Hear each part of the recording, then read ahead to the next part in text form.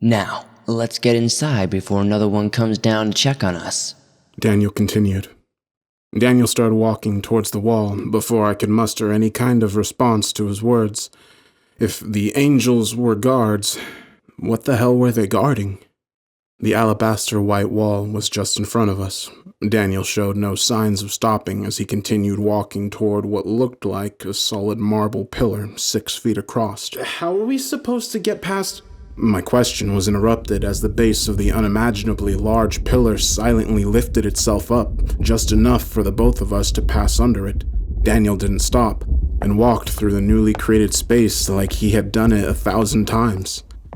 That pillar must have weighed as much as a skyscraper. How did that lift up with no sound? I asked my guide. It's a bit pointless to ask how anything is done here. The only thing you'll get is speculations from other people here, or because it is willed from the Wing Peanut Gallery.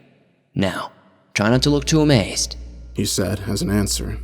I don't know. My sentence was cut off for the second time in as many minutes as we stepped from under the raised pillar onto a shining silver city. I'm not prone to exaggerations, so I hope you take this with all the accurateness I can muster. It was an entire city made of silver.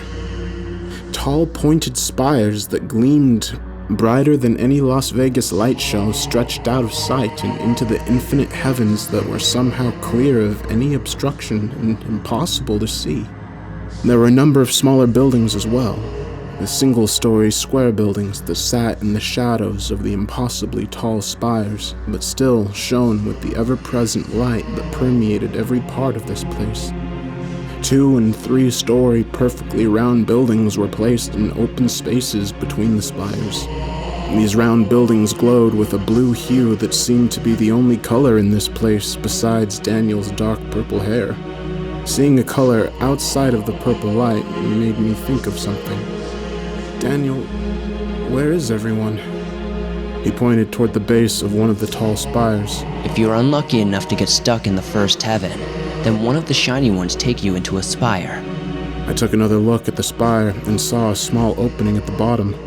I wouldn't have been able to see it if Daniel hadn't literally pointed at it. The opening was seamless, showing no signs of machining or molding for it at all. It was almost like the entire spire had been melted into a single mold and cast as one solid piece. Daniel continued. You're one of the lucky ones, though, and get good old me instead. Welcome to the Silver City. He held out his hands in a mock greeting. Whatever else I had to say about Daniel, he seemed to be able to exude sarcasm without uttering a single word. You didn't answer my question. That's because I was avoiding it. I stared at him. He could probably see my annoyance because he sighed and continued. Despite how this place looks, it's pretty much empty. Anyone still around is either on second heaven or third heaven. Still around? Daniel looked up toward one of the spires in silence for a long moment before saying, You'll see. I was getting really tired of this cryptic shit. I've been dead for what felt like an eternity, and we've barely gone 10 feet into this Silver City. There was no one else here and nothing to look at besides buildings that defy definition. I was getting ready to start yelling again, maybe try to get one of the angels' attention, before I noticed something come off one of the round 3-story buildings. A ball of blue light split off from the surface of the building, followed by a second, and then a third. They took their sweet time, Daniel said as the blue lights approached. Unlike the massive glowing monstrosity that greeted us at the wall, these things were about the size of paperweights. What are they? I asked as the 3 balls orbited around my head. The glow had dimmed down to a soft fuzz that didn't hurt my eyes. Cherubs. I stared at the tiny orbs. They didn't have any defining features I could pick out. Cherubs? The tiny flying babies from all those Renaissance paintings? Daniel laughed quietly. Another thing everyone gets wrong about this place. He pointed at one of the cherubs as it passed my vision and around the side of my head. Cherubs are the lowest of the angels.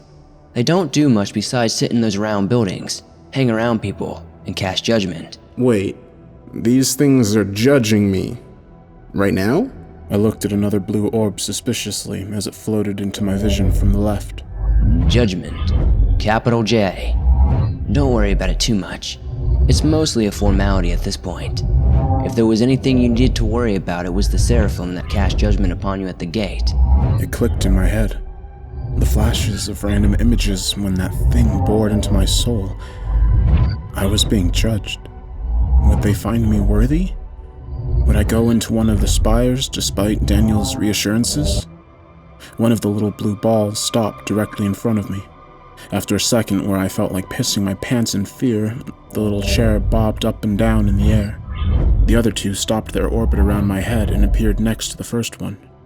The first one bobbed, followed by the other two copying the first and then flying off towards the building they had come from. The one that stopped its orbit first took a position at the top right of my vision and remained there. That's a good sign, Daniel said as he watched the other two reunite with the shining blue building that they had come from. Daniel? Yeah? You said before that they were guards. What exactly are they guarding? Daniel turned his head to look at the wall behind us. Without any indication, he started walking, heading in a direction towards some unseen destination. After passing the glowing round building, I could finally see where our destination seemed to be. Just past one of the immense spires, there was another wall. Just like the one that surrounded the Silver City, it appeared to be made of a sheer white marble. Unlike the thing 1,000 feet behind us, it appeared to only be about 100 feet tall. When I was alive, I would never describe anything like that as small, but apparently death does some strange things to your perception. The unfortunate thing about this wall, however, was the presence of what Daniel had called seraphim.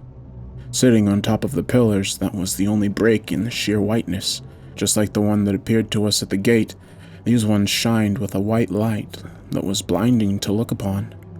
Daniel's words earlier did not go unheeded, and I made sure not to look directly at the thing, lest my mind break and my soul be torn asunder, or whatever the hell happened at the front gates.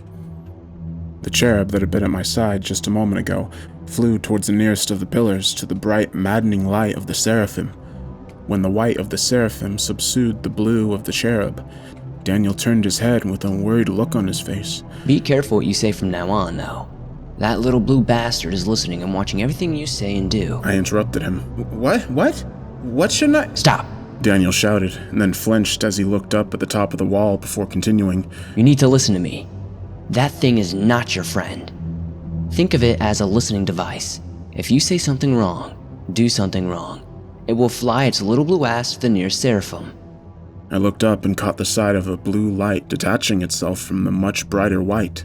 And you do not want to catch their attention, Daniel said in a quiet voice just before the blue light took its place to the side of my head. The seraphim the cherub had gone to grew in size, a bright light stretching forever into the horizon. Before I could speak, before I could even think about what was happening, a voice boomed from the pillar, in a voice that would have shaken a mountain.